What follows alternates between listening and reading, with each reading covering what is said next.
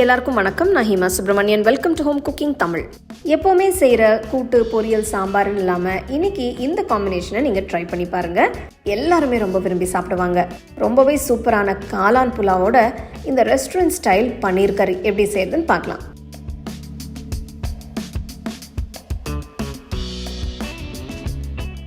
So இந்த recipe வந்து 1 pot dish. நான் குக்கரில் தான் அதை செய்ய போகிறேன். ஸோ குக்கரில் ஃபஸ்ட்டு நம்ம 1 டேபிள் ஸ்பூன் எண்ணெய் ஊற்றிக்கலாம். இதோட 2 டேபிள் ஸ்பூன் நெய். ஸோ அடுத்து இதில் நம்ம ஹோல் ஸ்பைசஸ் போடணும். பட்டை, கிராம்பு, ஏலக்காய், அன்னாசிப்பூ, பிரியாணி இலை, இது எல்லாத்தையும் சேர்த்துடுறேன். இது நம்ம ஜஸ்ட் லைட்டாக ரோஸ்ட் பண்ணலாம். அடுத்து இதில் 2 பெரிய சைஸ் வெங்காயத்தை நல்ல மெலிசாக ஸ்லைஸ் பண்ணி ஆட் பண்ணுறேன்.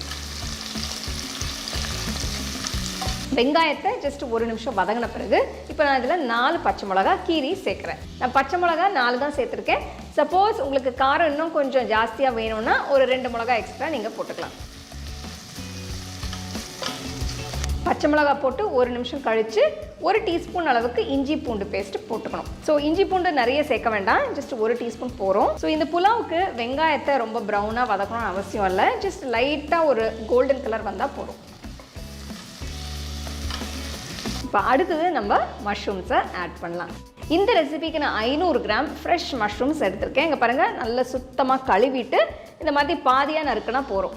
ரொம்ப மெலிசான ஸ்லைசஸ் போட்டிங்கன்னா உங்களுக்கு ரைஸில் அப்படியே கரைஞ்சிடும். அதனால் நான் வந்து பாதியாக தான் நறுக்கியிருக்கேன். ரொம்ப முக்கியம், நல்லா சுத்தமாக கழுவி யூஸ் பண்ணிக்கோங்க மஷ்ரூம்ஸை. காளான் போட்ட பிறகு ஒரு 5 நிமிஷம் நல்லா வதக்கணும். ஸோ நம்மளுக்கு இந்த புலாவில் ஃப்ளேவர்ஸ் எல்லாமே மஷ்ரூம்ஸ்லாம் தான் வரும். ஸோ அதனால தான் நான் வந்து ஒரு 500 கிராம் சேர்த்துருக்கேன். மஷ்ரூம்ஸ் எனக்கு பேசிக்காகவே ரொம்ப பிடிக்கும். நானே நிறைய மஷ்ரூம் ரெசிபீஸ்லாம் செஞ்சுருக்கேன். அந்த லிங்க்ஸ் எல்லாமே நான் டிஸ்கிரிப்ஷனில் தரேன், கண்டிப்பாக ட்ரை பண்ணி பாருங்கள். பாருங்கள் காளான் எவ்வளோ தண்ணி விட்டுருக்குன்னு பாருங்கள். ஸோ இதில் நிறைய மாய்ஸ்சர் கண்டென்ட் இருக்கும். இப்போ பாதி வதங்கின பிறகு நான் இதில் உப்பு சேர்க்குறேன்.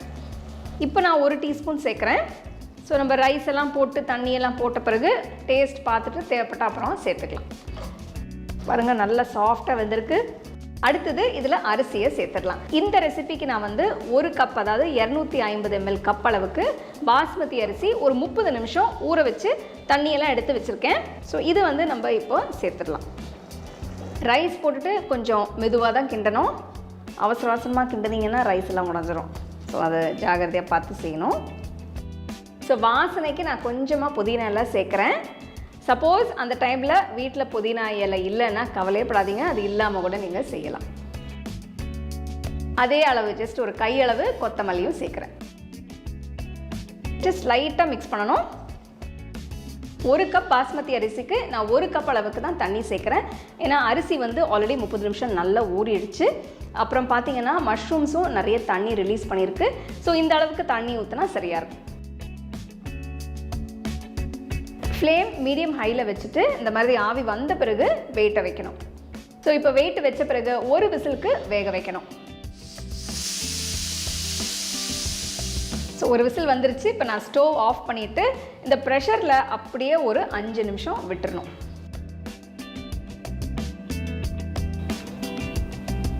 வாவ், பாருங்கள் சூப்பராக வந்திருக்கு.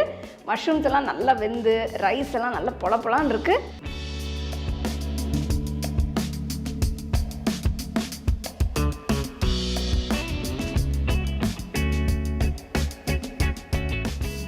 காளான் புலாவ் அருமையாக ரெடி ஆயிடுச்சு.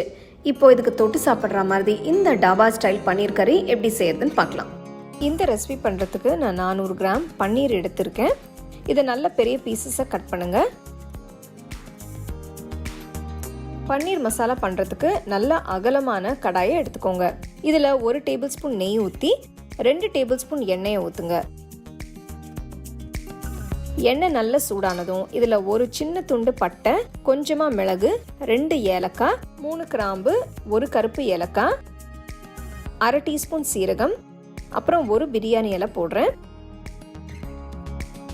அடுத்து 3 பெரிய வெங்காயம் பொடியாக நறுக்கினது போடுங்க. வெங்காயம் நல்ல பொன்னிறமாகிற வரைக்கும் வதக்கணும்.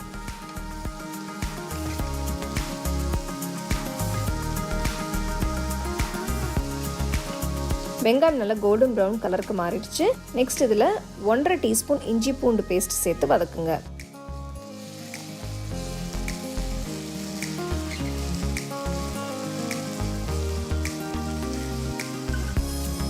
2 நிமிஷம் வதக்கினதுக்கப்புறம் 5 தக்காளி துருவினது சேர்த்து வதக்குங்க.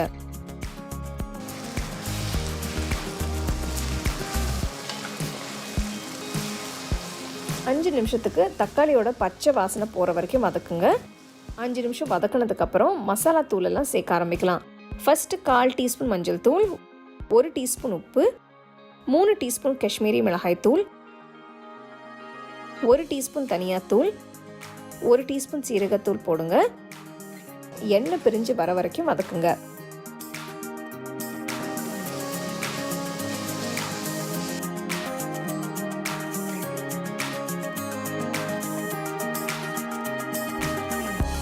எண்ணெய் பிரிய ஆரம்பித்ததும் 2 டீஸ்பூன் கடலை மாவு போடுங்க.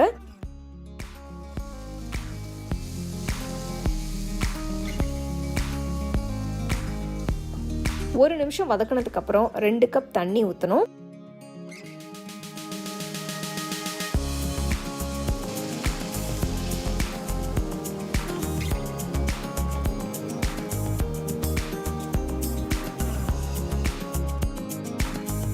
பத்து நிமிஷம் மீடியம் ஃப்ளேமில் கொதிக்க விட்டு எண்ணெய் பிரிய ஆரம்பித்ததும் டேஸ்ட் பண்ணிவிட்டு உப்பு வேணும்னா சேர்த்துக்கோங்க.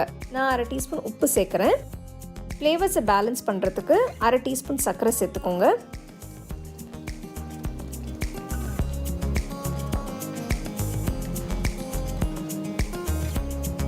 நெக்ஸ்ட் கட் பண்ணி வச்சுருக்கிற பன்னீரை சேர்த்து மிக்ஸ் பண்ணணும்.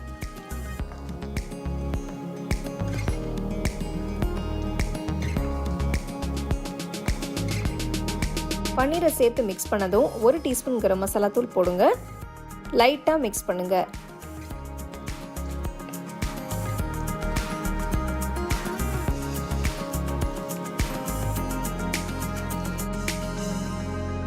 அஞ்சு நிமிஷத்துக்கு மீடியம் லோ ஃப்ளேம்லேயே வேக விடுங்க.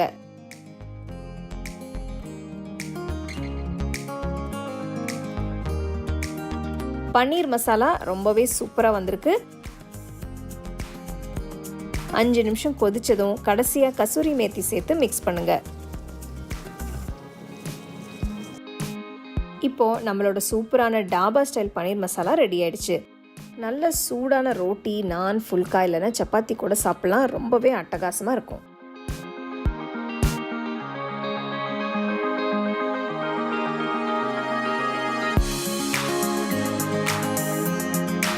இந்த அருமையான லஞ்ச் காம்போவை கண்டிப்பாக நீங்கள் வீட்டில் ட்ரை பண்ணி ரசித்து சாப்பிடுங்க. உங்களுக்கு நான் இந்த வீடியோவில் யூஸ் பண்ணுற ப்ராடக்ட்ஸ் பிடிச்சதுன்னா கீழே டேக் பண்ணியிருக்கேன், செக் பண்ணி பாருங்கள். டீட்டெயில்டான ரெசிபிக்கு homecookingshow.in வெப்சைட்டை செக் பண்ணுங்கள். The second edition of the home cooking book is now available on Amazon as well as on shop.homecookingshow.in.